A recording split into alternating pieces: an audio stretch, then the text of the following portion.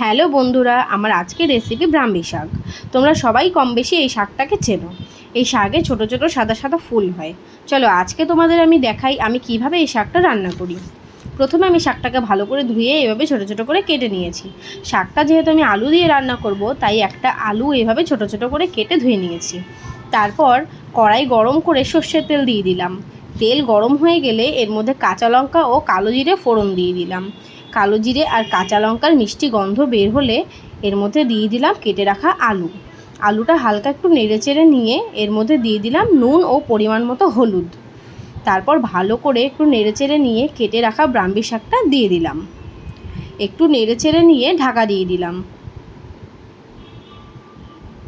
2 minute পরে ঢাকাটা খুলে নিলাম। তো দেখো বন্ধুরা, প্রায় আমার শাকটা হয়ে এসেছে, সেদ্ধ হয়ে গেছে। তো আমি আবার একবার ঢাকা দিয়ে দিলাম 2 মিনিটের জন্য। তো দেখো ফাইনালি আমার শাকটা হয়ে গেছে।